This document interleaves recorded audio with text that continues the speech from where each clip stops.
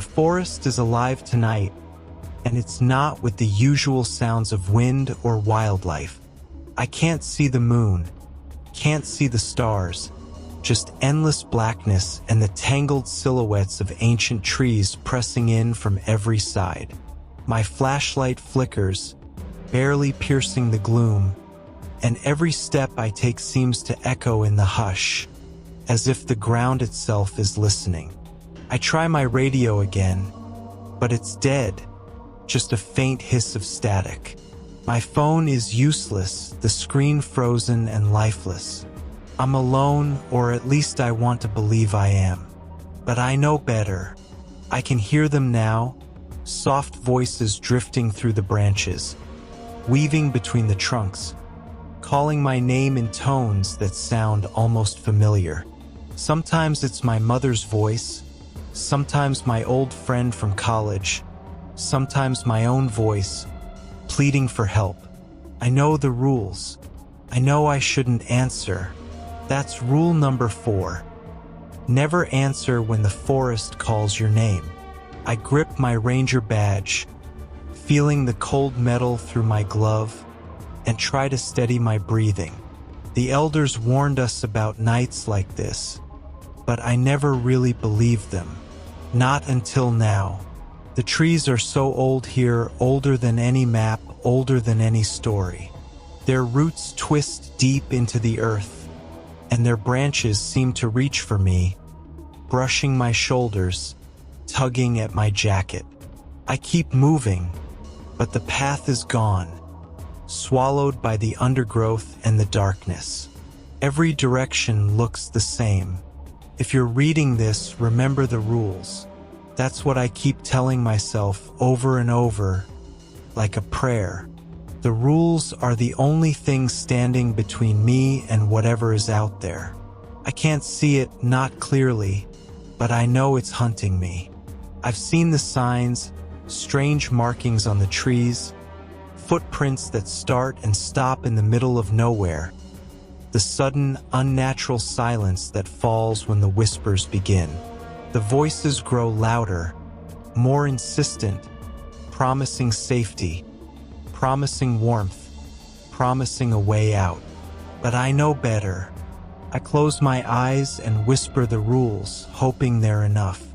The forest presses closer, the air thick with secrets and old, hungry things. If you ever find yourself lost in these woods, if you ever hear your name carried on the wind, don't answer. Don't run. Remember the rules. They're the only thing that might save you. And if you break them, you might not live to see the dawn. My name is Mason Carter, and I've been a ranger in the ancient forest for almost 5 years. People think of forests as peaceful places, sunlight filtering through the leaves, birdsong, the gentle hush of wind in the branches. But this forest is different. It's older than any town nearby, older than the roads that cut through it, older than the names on any map. Some of the trees are so wide it would take 3 people holding hands to circle them. Their bark is thick and scarred, their roots like the bones of something sleeping just beneath the moss. I grew up in a small town on the edge of these woods. My father was a logger, my mother a schoolteacher. I spent my childhood exploring the trails, building forts, and listening to the stories the elders told around the fire. They spoke of the forest as if it were alive, as if it remembered every footstep, every broken branch, every secret whispered beneath its canopy. I used to laugh at their warnings, thinking they were just trying to scare us into behaving. When I joined the ranger service, I thought I knew these woods. I thought I'd seen everything: lost hikers, sudden storms, the occasional black bear wandering too close to the campsites. But nothing prepared me for the things that don't make it into the official reports. The disappearances, the strange symbols carved into the oldest trees, the way the air sometimes grows heavy and still, as if the forest is holding its breath. On my first day, the head ranger, Evelyn, handed me a laminated card. "These are the rules," she said, her eyes serious. "Not the ones in the handbook. The real ones. The ones that keep you alive when the forest wakes up." I glanced at the list, 12 rules, each one stranger than the last. Never patrol alone after sunset. Never stray from the marked paths. If you hear your name whispered, don't answer. If you find a circle of stones, don't step inside. If you see a tree with red leaves in summer, turn back. "We have rules for a reason," Evelyn told me. "Every one of them was written in blood. Don't break them, Mason. Not even once." I nodded, half listening, still thinking it was all just tradition. But as the years passed, I learned to respect the rules. I learned that the forest has moods, that it can be welcoming one day and hostile the next. I learned that sometimes, when the wind is just right, you can hear voices in the trees, soft, insistent, and hungry. Now, as I walk these trails, I carry the rules with me, tucked into my pocket, worn and creased from use.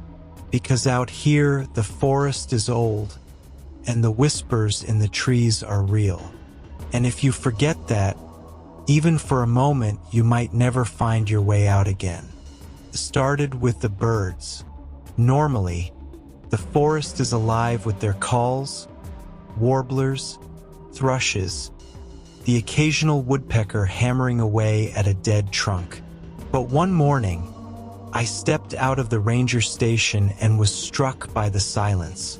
Not a single chirp, not even the flutter of wings. The air felt heavy, as if the trees themselves were listening for something. That same day, I found a deer standing motionless in the middle of the main trail.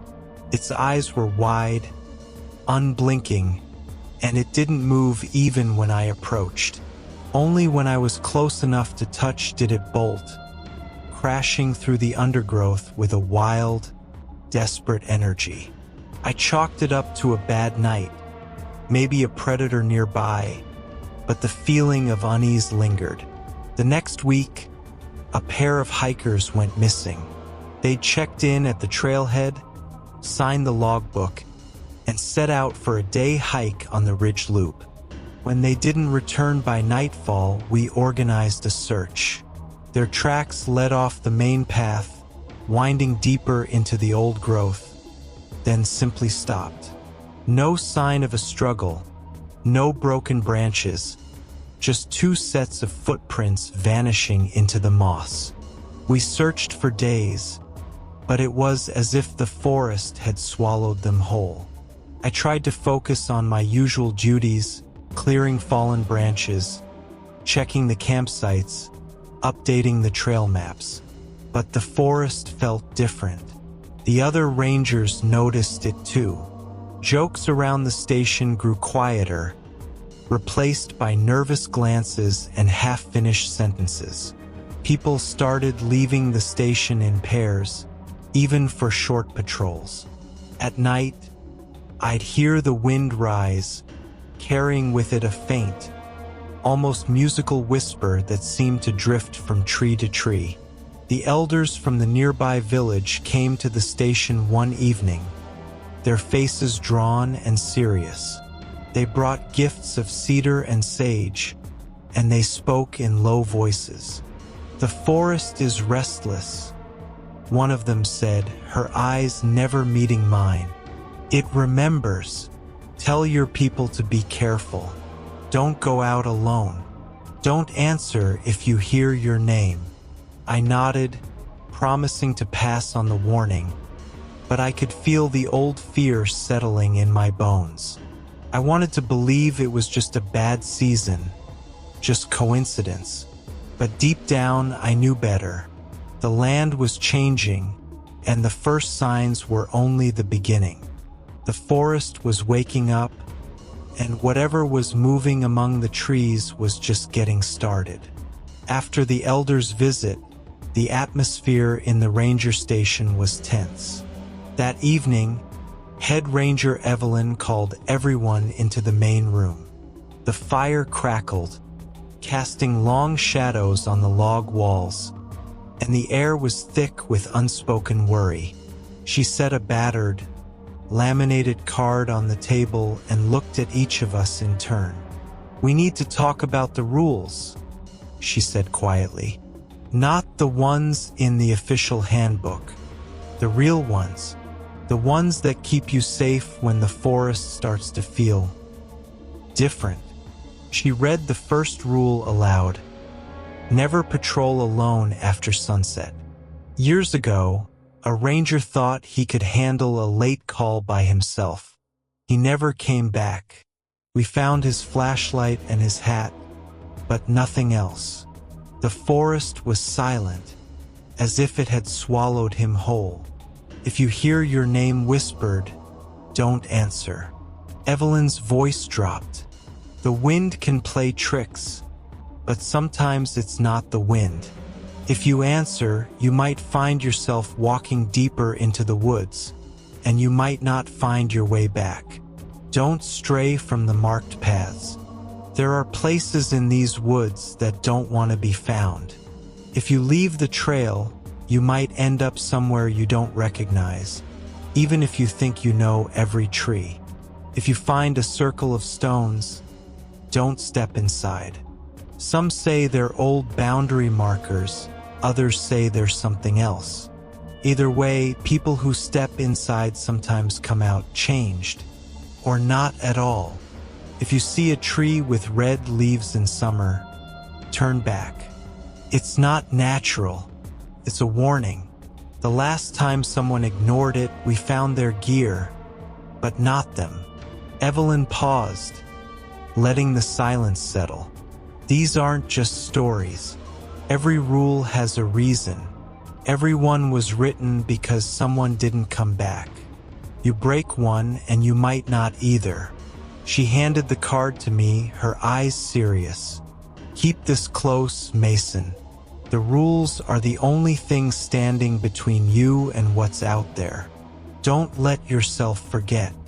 The room was silent, each of us lost in our own thoughts. I tucked the card into my pocket, feeling its weight.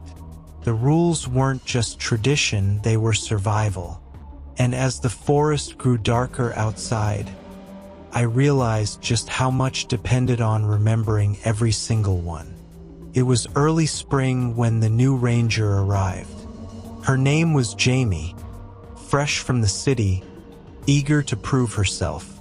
She was sharp, quick with a joke, and didn't seem to take the rules as seriously as the rest of us. I tried to warn her, but she just grinned and said, "I'm not afraid of a few old stories." That week, we were assigned to check the southern boundary trail together. The forest was waking up after a long winter, the air thick with the scent of damp earth and new leaves. Jamie moved ahead of me, humming a tune and snapping photos of wildflowers. I reminded her, "Stay on the path. It's easy to get turned around out here."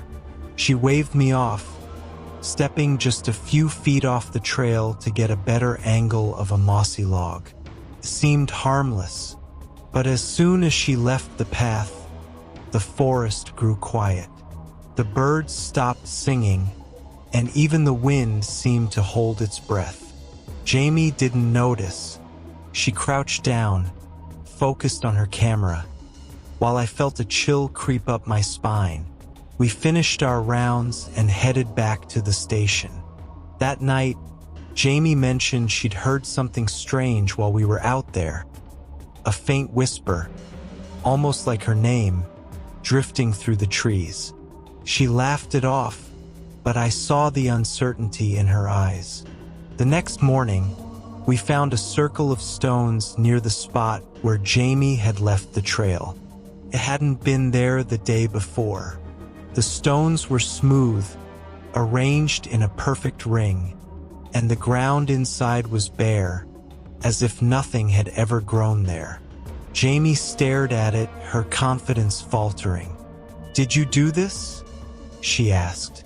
I shook my head. From that day on, things changed. Jamie started losing her way even on familiar trails. She'd stop suddenly, listening to something only she could hear.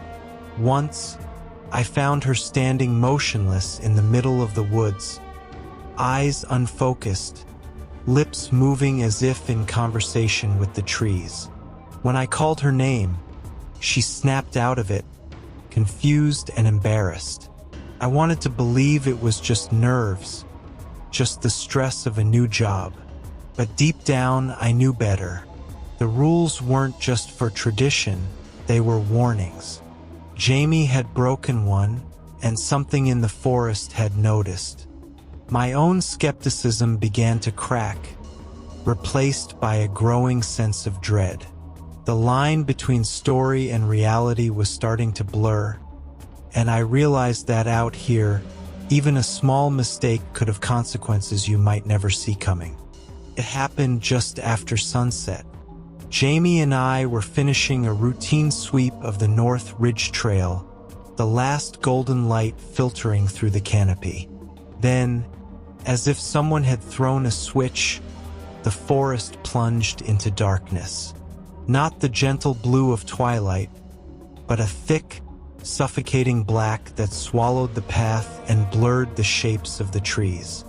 My flashlight barely cut through it, the beam flickering and weak. I reached for my radio, but all I got was static. I tried Jamie's frequency, then the emergency channel, nothing but a low, buzzing hum. Jamie's face was pale in the glow of her own failing light. "Did the batteries die?" she whispered. I shook my head, feeling the weight of the rules pressing in on me. "Stay close. Don't answer if you hear anything strange." The air grew colder, heavy with the scent of damp earth and old leaves. The silence was absolute until it wasn't. At first, it was just a faint rustling, like wind in the branches. But then the sound grew, layered and insistent, until it was clear. The trees were whispering. The voices were soft, almost musical, weaving through the trunks and swirling around us. Sometimes they sounded like children laughing, sometimes like old friends calling from a distance. Jamie clutched my arm, her bravado gone. "Do you hear that?" she breathed. I nodded, heart pounding. The whispers grew louder, circling us, always just out of sight. I remembered the rules. Never answer when the forest calls your name. Never stray from the path. Never run. We tried to keep moving, but the trail was gone, erased by the darkness. Every direction looked the same, and the trees seemed to shift when we weren't looking, closing in, guiding us deeper. My mind raced, searching for landmarks, for anything familiar, but the forest was a maze of shadows and secrets. The whispers pressed closer, teasing, coaxing, promising safety if we just follow. I gripped Jamie's hand, refusing to let go. "Don't listen," I said, forcing my voice to stay steady. "Just keep walking. Remember the rules." That we stumbled through the dark. The only light our flickering flashlights and the pale glimmer of fear in each other's eyes. The forest felt alive, watching, waiting for us to make a mistake. I could feel the old stories breathing down my neck, every warning I'd ever heard suddenly real. That night, the ancient woods were no longer just trees and trails. They were a living thing, hungry and patient, and the whispers in the darkness knew our names. The darkness pressed in, thick and suffocating, as Jamie and I stumbled through the endless maze of trees. The whispers grew sharper, more urgent, threading through the branches like invisible fingers. Sometimes they sounded like my father, sometimes like Jamie herself, calling from somewhere just out of sight. I kept my eyes fixed on the ground, repeating the rules in my mind. Don't answer. Don't stray. Don't run. Then the shapes began to appear. At first, I thought it was just shadows, tricks of the failing light. But as we moved, I saw them, tall, thin figures gliding between the trunks, their movements too smooth, too silent to be human. Their eyes glinted in the darkness, reflecting our flashlight beams for a split second before vanishing. Jamie gasped, clutching my arm. "Did you see that?" she whispered. I nodded, not trusting myself to speak. The wind picked up, swirling dead leaves around our feet. The voices in the wind grew louder, overlapping, pleading and mocking at the same time. "Come this way," they urged. "You're almost safe. Just a little farther." I felt the pull, the urge to follow, but I forced myself to stop. "We stay here," I said, my voice shaking. "We wait for the path to come back." Jamie was trembling, her eyes wide with fear. "What if it doesn't?" she asked. I squeezed her hand. "It will. We just have to trust the rules." The figures circled us, never coming too close, but always there, always watching. I could feel their hunger, their curiosity, as if they were waiting for us to slip, to break a rule, to give them an opening.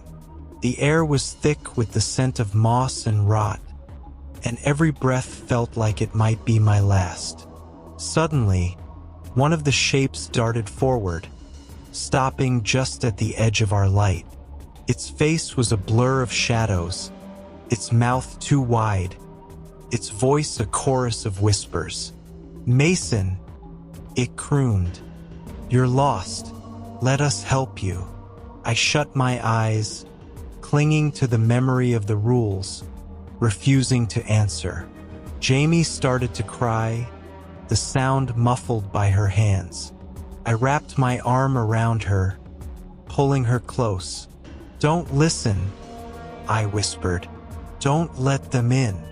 We stood there, surrounded by ancient trees and hungry shadows.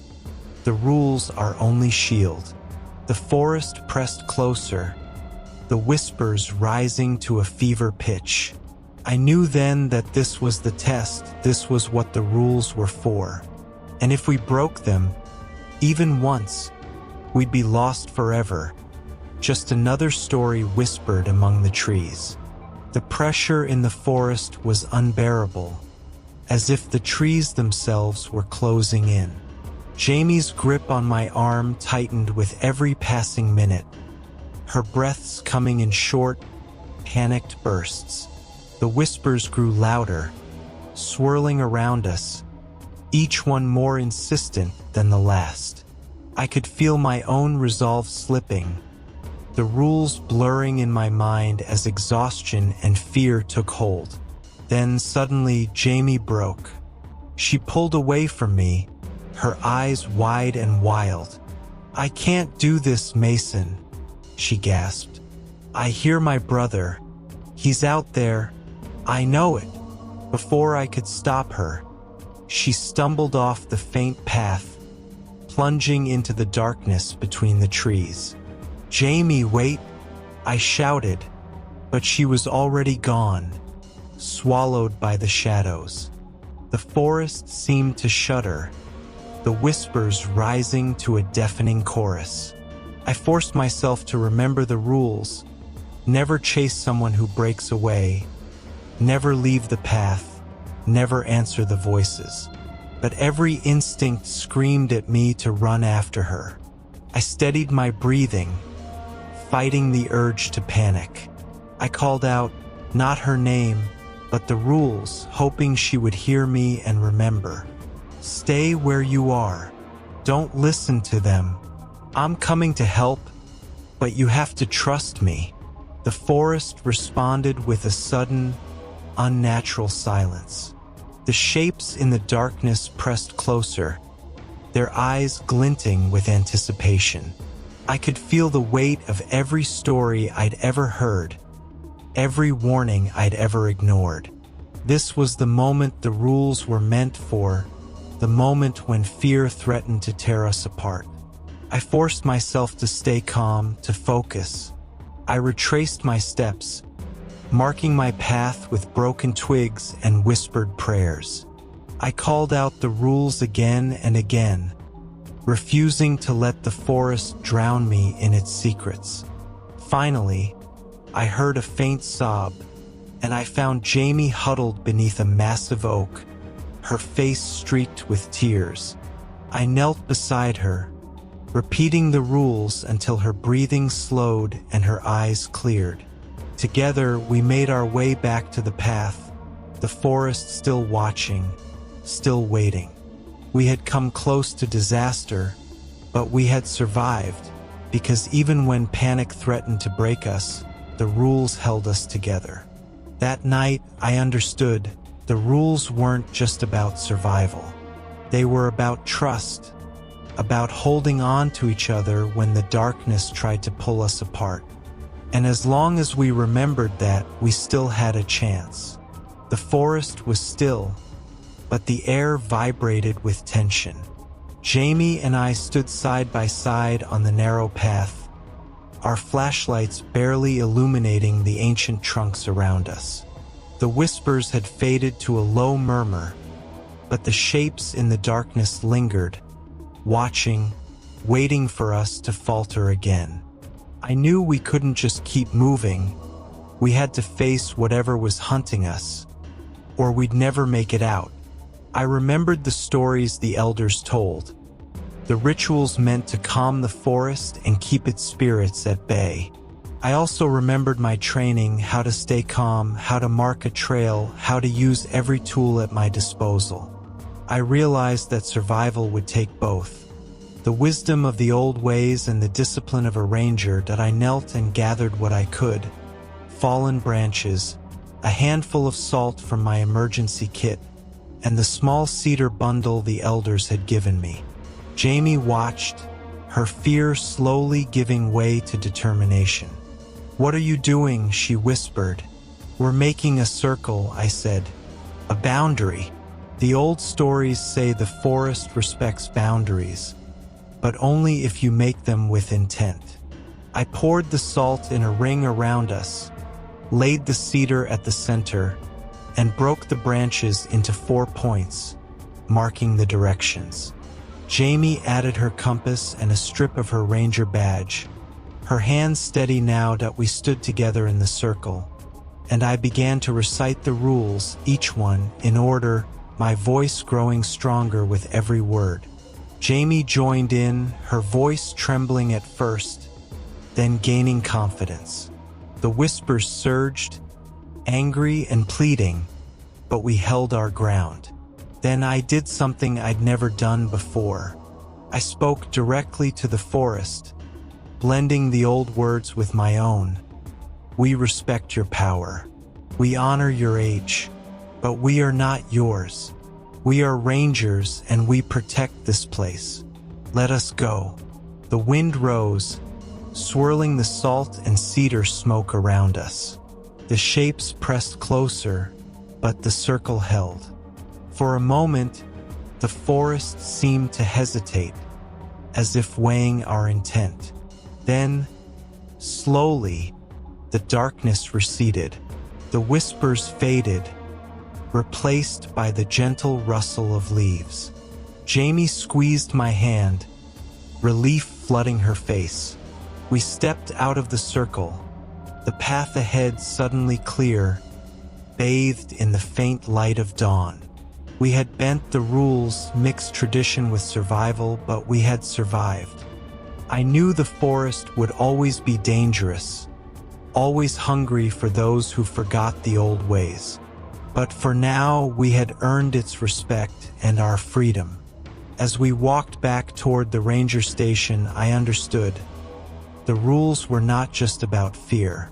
They were about balance, about remembering who you are, and about standing together when the darkness comes. When dawn finally broke, the forest looked almost ordinary again. Sunlight filtered through the high branches, painting golden stripes across the mossy ground.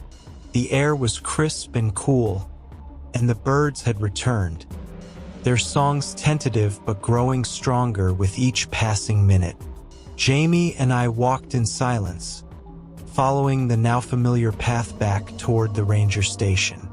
Every step felt heavier, as if the night's ordeal had aged us both. We emerged from the trees to find the rest of the team waiting, their faces drawn with worry. Evelyn, the head ranger, rushed to meet us, relief and anger warring in her eyes. "Where were you?" she demanded, but her voice softened when she saw how shaken we were. Jamie tried to explain, but the words caught in her throat.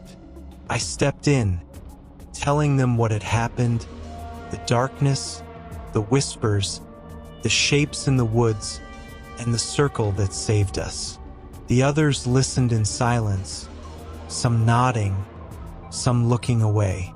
They all knew the stories, but hearing them spoken aloud, as lived experience, made the danger real in a way that no warning ever could. Jamie apologized for leaving the path, her voice barely above a whisper. Evelyn put a hand on her shoulder. "You came back. That's what matters. But not everyone does." We learned that another ranger, Ben, had gone missing during the night. He'd been on patrol near the old stone circle, and when the darkness fell, he never checked in. A search party was organized, but all they found was his flashlight, lying in the center of the stones, still warm to the touch. The loss hit us hard. Ben had been careful, experienced, but even he wasn't immune to the forest's hunger. The village elders came to the station that afternoon, bringing cedar and sage, and led a quiet ceremony for Ben and for all those the forest had claimed. We stood together, heads bowed, as the smoke drifted up into the branches. The elders spoke of respect, of balance, and of the price that must sometimes be paid to keep the peace between people and the land. In the days that followed, life in the forest returned to its slow, ancient rhythm. The animals reappeared, the trails felt safe again, and the sun shone a little brighter. But something had changed in all of us. We carried the memory of that night, the knowledge that the rules were not just tradition, but a shield against the darkness. We had paid a price, and the forest would remember. In the quiet days after, I found myself replaying every moment of that night, searching for meaning in the chaos. The rules had always been there, passed down from elders, written on cards, whispered in stories around the fire. I'd followed them out of habit, out of respect, but now I understood their true weight. They weren't just old warnings. They were the hard-earned wisdom of generations who had survived nights like the one we just endured. I thought about Jamie, about the moment fear overcame her and the cost we all paid. The rules had saved us, but they weren't perfect. The world was changing, and so were the threats we faced. I realized that survival meant more than just obedience. It meant understanding, adapting, and sometimes making new rules when the old ones weren't enough. At the next ranger meeting, I stood before my fellow officers, the battered card in my hand. My voice was steady, but my heart ached. We all know the rules. We know why they matter. But last week showed us something new. The darkness changes. It learns. so must we. I took a pen and wrote a new line at the bottom of the card. If the whispers grow too loud to ignore, gather together. Do not face the night alone. The others nodded, the weight of the night still fresh in their eyes. Evelyn placed her hand on my shoulder, a silent promise that we would remember, that we would not let fear divide us again. Jamie murmured a blessing, sealing the new rule with the old words. I left the meeting with a new sense of purpose. The land would always hold its secrets, and the night would always test us. But as long as we remembered the rules, old and new, and stood together, we had a chance. The storm was gone, but its lesson remained. Survival is not just about following the past, but about facing the future, ready for whatever darkness comes next. Sometimes, when the wind stirs the branches and the shadows grow long, I still hear the echoes of that night. I remember Ben's absence, the fear in Jamie's eyes, and the strength we found in each other. The rules are more than tradition. They are a promise, a way to hold the darkness at bay. And now, with a new rule added, we are ready for whatever the forest might whisper next. The trees haven't whispered since that night. Most mornings, the forest is just a cathedral of green and gold, sunlight dappling the moss, birdsong echoing through the branches. The trails are quiet, the air is fresh, and the world feels safe again. Sometimes I almost believe it was all just a nightmare, a story spun by the wind and the long shadows of the ancient woods. But every so often, when the fog rolls in low and the wind stirs the highest branches, I catch myself listening for that sound, the one that isn't quite wind, isn't quite voice, but something in between. I watch the tree line for shapes that move where no one should walk, for circles of stones that weren't there the day before. I keep the battered card of rules in my pocket, the new line written in my own hand, a reminder that the forest never truly forgets. People ask if the stories are true, if the rules really matter, or if we just cling to old fears because it's easier than facing the unknown. I tell them what I know. The rules are there for a reason. They're not just for the old rangers or the superstitious or the weak. They're for anyone who wants to see another sunrise. They're for anyone who's ever felt the night press in and wondered what waits just beyond the edge of the light. If you ever find yourself in the ancient forest and the trees begin to whisper, remember what I told you. Don't run. Don't answer the voices. Don't break the circle. Gather together and hold fast to the rules, even when fear claws at your mind. Because the darkness is patient, and it remembers every mistake. The trees haven't whispered since, but the land remembers, and so do I.